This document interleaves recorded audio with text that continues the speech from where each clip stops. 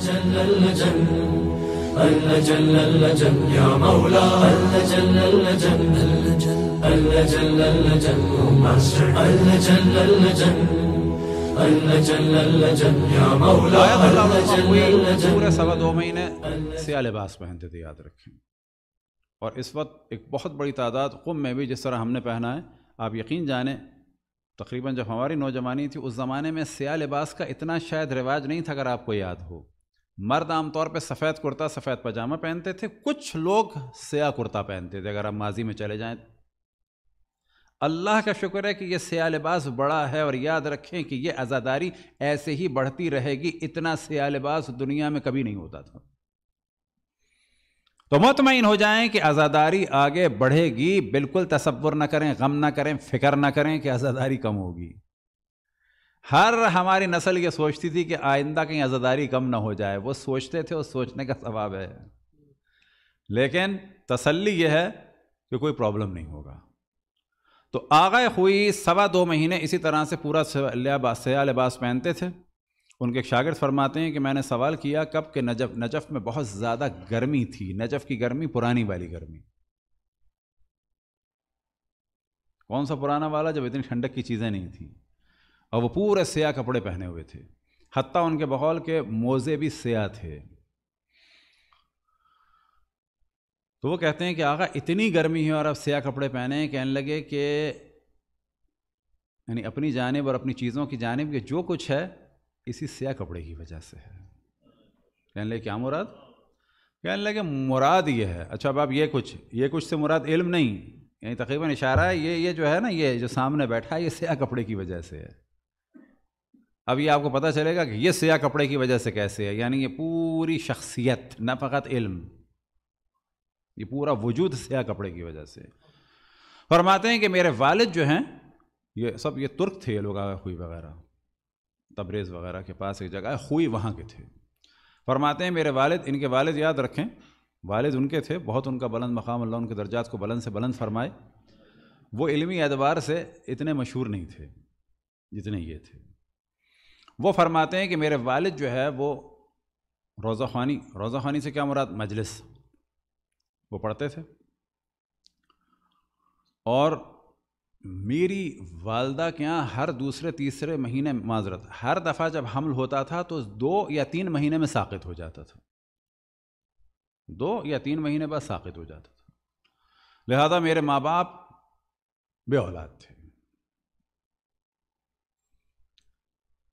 کہنے لگے ایک دن ایک خاتون نے کہا آغا علی اکبر، آپ اتنا ہمیں امام حسین کے مصائب سے آشنا کرتے ہیں، اتنی ان کے ذریعے سے امید دلاتے ہیں، آپ بچہ مانگیں ان سے اپنے لیے. کہنے لگے میرے دل میں لگا کہ واقعاً مجھے بچہ مانگنا ہے امام حسین سے. آ کے کہتے ہیں بیوی کے پاس کہ کوئی نظر کرنی ہے، اور ان کے حالات انتہائی خراب. اب نظر کرنے سے ان کے ذہن میں کیا ہے؟ کوئی بڑا کام جس میں خرچہ بھی ہو. تو فرماتے ہیں میری والدہ نے کہا کہ ضروری نہیں ہے کہ نظر آپ کریں کوئی بڑے خرچے والی، کیونکہ ایران میں عام طور پر کیا ہے، نظر سے مراد کہ جانور ذبح کیے جا رہے ہیں، کھانا پکایا جا رہا ہے، کھانا بانٹا جا رہا ہے، یعنی میں کچھ دوں. نظر بے معنی ہے نذرانہ، یعنی امام حسین کی خدمت اقدس میں کوئی چیز پیش کروں. اس طرح سے سمجھیں، نظر اردو والی نہیں بات ہو رہی، یا فقی نظر کی نہیں، یعنی کچھ دوں، شہدائے کربلا کی راہ میں، امام حسین کی راہ میں، محرم میں خرچہ کروں. تو والدہ کہتی ہیں کہ نہیں وہ تو نہیں ہے، لیکن ایک نظر ہو سکتی ہے. کہ کیا؟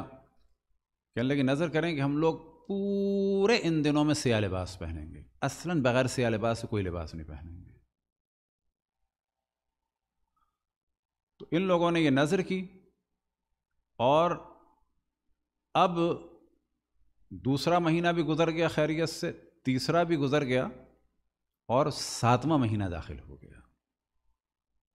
اب آپ سمجھیں ماضی میں چلے جائیں، تقریباً 120 سال پہلے ایک چھوٹے سے گاؤں میں خوئی میں، وہاں پر یہ عالم ہے. اور ایک دن ان کا ایک شاگرد آیا، اور آنے کے بعد کہتا ہے کہ مخصوصاً ملنے آیا کہ آغا مجھ سے آپ سے بات کرنی ہے. کس سے؟ آغا خوئی کے والد کے پاس. مجھے آپ سے ایک بات کرنی ہے. کہنے لگے کیا؟ کہنے لگے الگ بات کرنی ہے کیا؟ کہنے لگے یہ بتائیے آپ کی زوجہ حاملہ ہیں؟ شاگرد استاد سے پوچھ رہا ہے آپ کی زوجہ حاملہ ہیں یا کوئی نے خود بیان کیا ہے؟ والد کہتے ہیں ہاں کیوں؟ تو رونے لگا، کہنے لگے کل رات کو میں نے رسول اللہ کو خواب میں دیکھا، مجھے سمجھ میں نہیں آ رہا تھا یہ کیا خواب ہے۔ وہ کہہ رہے تھے کہ اپنے استاد علی اکبر سے کہو، یہ جو میں آپ سے بتا رہا تھا نا، یہ چیزیں ہوتی ہیں ایمان کو مضبوط کرنے کے لیے، بعض دفعہ وہ ان کے پاس بھی آ سکتے تھے کہ مجھے خواب میں رسول اللہ صلی اللہ علیہ وسلم آئے اور مجھ سے کہتے ہیں کہ جاؤ اپنے استاد سے کہو کہ تم نے جو میرے بیٹے کے لیے سیاہ لباس کی نظر کی ہے، تمہارے بچے کی حفاظت میں کروں گا اور اس کو طول عمر اور بہت بڑا فقیہ بناؤں گا۔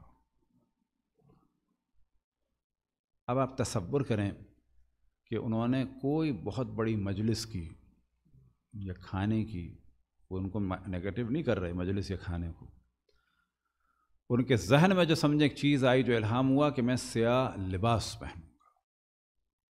یہی وجہ تھی کہ آخوئی ہمیشہ جو ہے وہ ایام عزا میں سیاہ لباس پہنتے تھے، اور پھر انہوں نے کہا کہ یہ جو سب کچھ ہے، کون سا سب کچھ؟ یعنی یہ اور جو اس کے پاس جو کچھ ہے وہ اس سیاہ لباس کی وجہ سے